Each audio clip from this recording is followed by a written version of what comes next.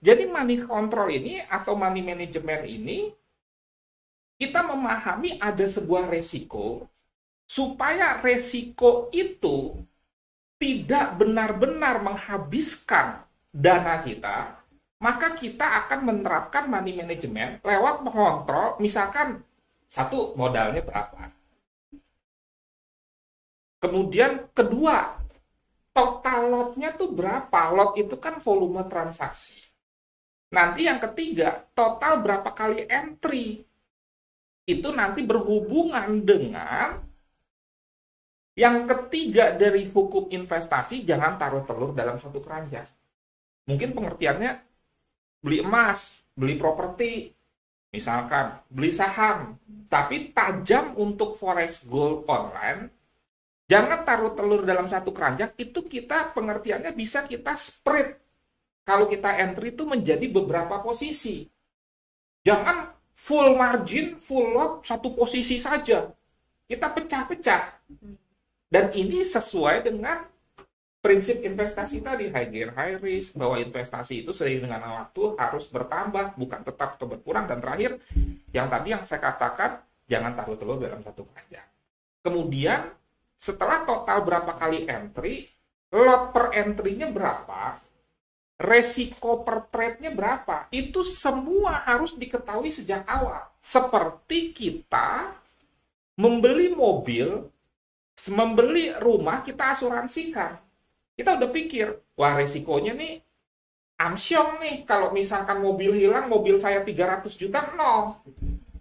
Nah, bagaimana supaya nggak jadi nol? Nah, demikian juga konsep trading itu seperti itu. Gimana ya supaya tidak jadi nol? Nah, bagaimana kita bisa tenang senang kalau account kita terfloating loss? Atau kita bisnis floating loss itu seperti hutang. Jadi floating loss itu hutang, floating profit itu piutang. Bahwa kebangkrutan terjadi karena hutang yang berlebihan. Bahwa margin call terjadi karena floating loss yang berlebihan. Makanya saya katakan dagang itu sama dengan trading. Cuma orang nggak memahami filosofi itu dengan dalam. Nah, jadi kembali lagi ke slide berikutnya, musuh utama trader itu, atau investasi lah pada prinsipnya. Jangan sampai kalau dalam investasi kan lagi heboh monkey bisnis namanya. Ntar kita cerita sedikit nih apa itu monkey bisnis kan gitu. Nah, prinsipnya nomor satu aman dulu. Setelah aman, baru dana bisa berkembang. Sekarang gimana dana bisa berkembang kalau ternyata misalkan dibawa kabur? Aman ya? Gak aman.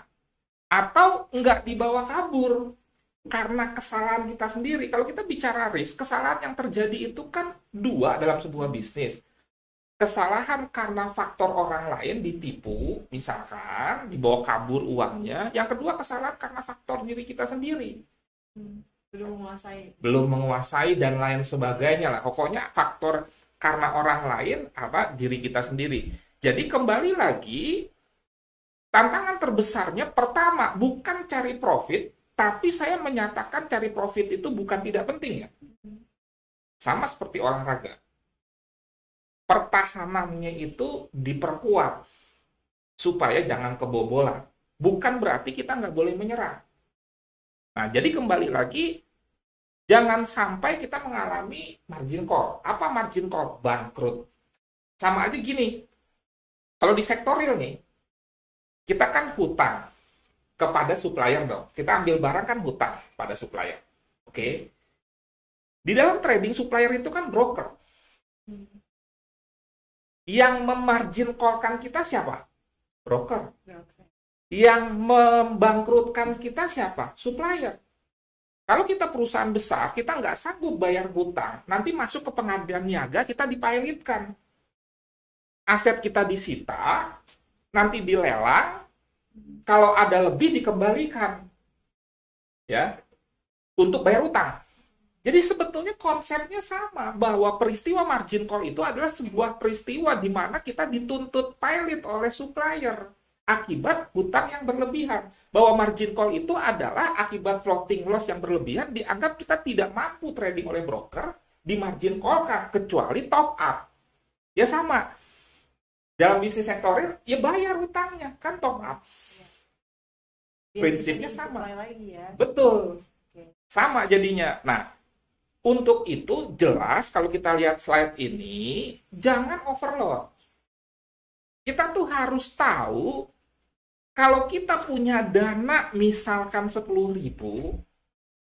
amannya untuk awal bukan selama-lamanya, berapa lot entry-nya. Kalau di dalam dagang tuh, berapa ton mesen barangnya gitu loh. Walaupun punya duit, Vira umpamanya, dagang cabai, bisa mendatangkan 1 ton punya uang 100 juta, ini contoh. Tapi kan Vira nggak mungkin walaupun punya 100 juta langsung pesan 1 ton. Pada saat Vira baru masuk perdagangan cabai. Bertahap ya Pak? Bertahap dong. Yang aman dulu. Kenapa? Karena cabai berpotensi tingkat kesegarannya turun. Sehingga harga jualnya turun. Nanti lama-lama tingkat kesegaran turun, itu floating loss. Kalau tingkat kesegaran turun dibiarkan jadi busuk, itu margin call. Itu ilustrasinya. Makanya kadang-kadang kita ini kalah dengan pedagang tradisional, trader-trader ini, konsep berpikirnya. Artinya ada sebuah posisi dibiarin aja, udah tahu floating loss berlebihan. Sama seperti kita dagang daging sapi, daging ayam, itu udah tingkat kesegarannya turun. Jual dong, jual rugi. Jual rugi, kita dapat fresh money, kita lupakan kerugian, maka kita belanja lagi, kita usaha lagi. Nah sekarang kalau udah jadi busuk, kan jadi nol. Besok beli barang baru, pakai duit apa? Sultan, ya, yang top up terus. Nah makanya keamanan dana ini perlu diperhatikan, supaya kita long term, bisa bertahan di industri ini. Dan industri ini sangat bagus, cuma karena mindset, time management, money management yang tidak benar, ini dipengaruhi oleh pihak-pihak yang memberikan angin surga, ya, itu juga menjadi akhirnya gagal paham. Gagal paham, dikasih tahu, tetap ngeyel, gagal move on. Kan seperti itu. Ya. Jadi jangan overload. Melakukan transaksi dalam volume yang sangat besar. Walaupun punya uang. Di sini bukan soal seberapa punya uang, seberapa besar punya uang. Kan ada orang beranggapan begini, dia katakan gini, makin besar modal trading, maka makin aman. Ini ngaco. 10.000 umpamanya entry 10 lot. 100.000 entry 100 lot. Ya sama resikonya. Iya.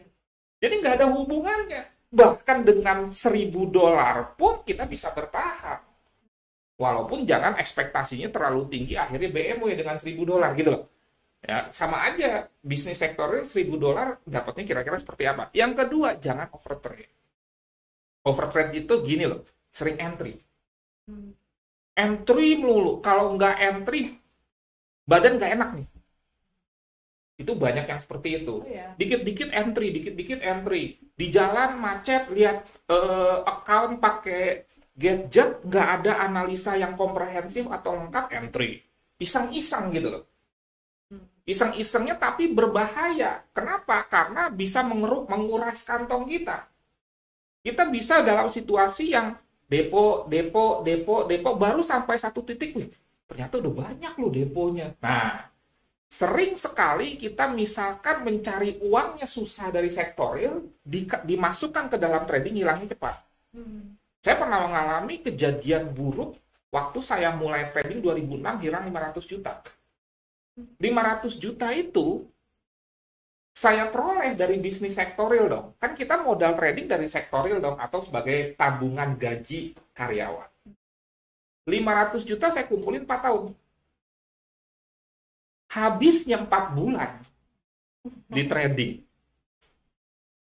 Ya kan? Sakit kan? Nah, akibat tidak memiliki mindset, time, dan money management yang benar.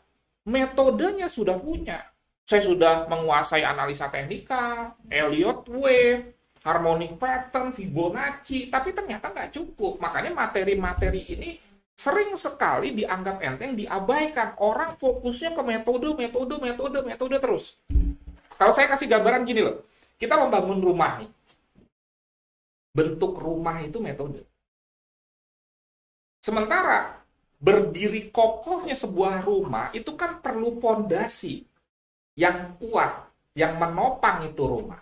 Pondasi itulah mindset dan psikologi, kemudian time, dan risk and money management.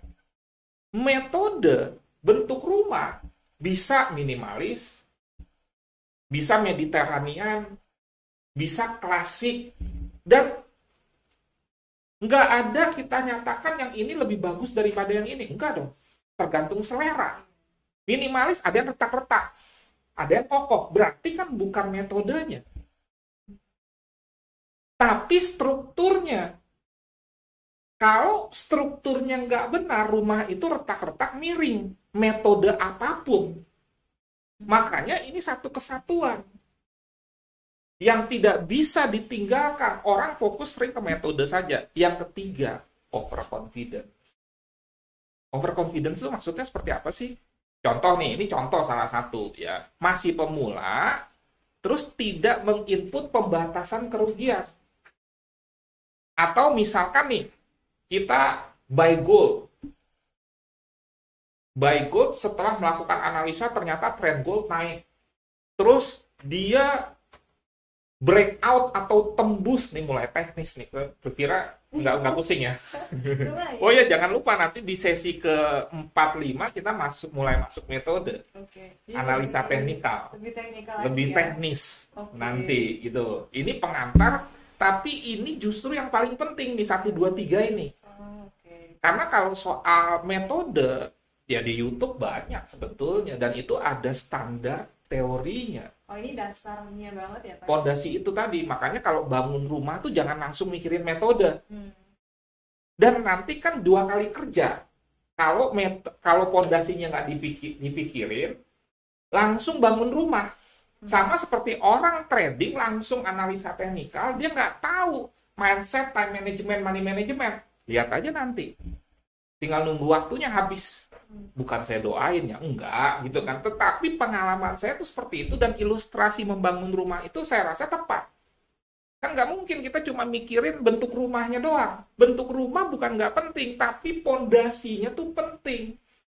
Saya saat ini kan baru selesai membangun sebuah tempat di mana saya satukan ini konsep antara satu rumah, kedua kantor, ketiga yang disebut dengan coffee shop. Karena passion saya yang ketiga menjadi barista di samping seorang trainer dan trader. Yang keempat, saya menyatukan tempat coaching 4-in-1. Nah, pondasinya tuh udah saya pikirin dan itu cukup lama. Metodenya baru bentuknya, tapi nomor 1 saya pikirin pondasinya dulu. Konsepnya. Ya, gitu loh. Nah, jadi kembali lagi overconfidence nggak membatasi kerugian, tidak menginput stop loss, teknisnya begitulah. Ya kan?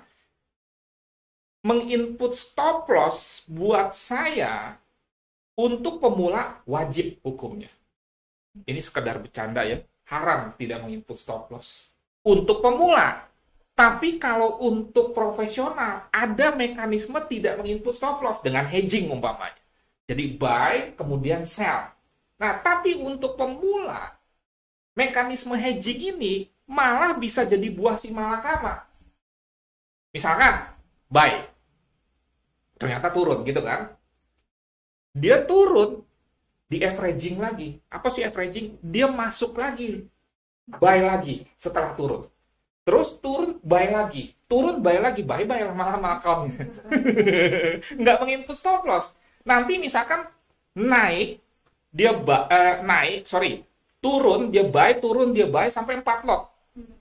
Begitu mengalami floating loss yang gila-gilaan dalam tanda kutip, baru dia sell 4 lot. Dia berharap dia sell 4 lot, nanti turun, posisi sell-nya itu take profit, terus dia naik, menjemput posisi-posisi buy-nya, itu kan skenario baiknya. Begitu di sell, ternyata dia bukannya turun malah naik. Akhirnya buy dan sell-nya semuanya floating loss. Nah, jadi hedging itu untuk profesional, bukan untuk pemula. Itu yang disebut dengan overconfidence. Terlalu percaya diri, ya, terlalu menganggap bahwa analisanya pasti benar. Itu kira-kira gambarannya mengenai yang disebut dengan penyebab margin call, overload, overtrade, overconfidence, dan itu tantangan terbesar dalam money management.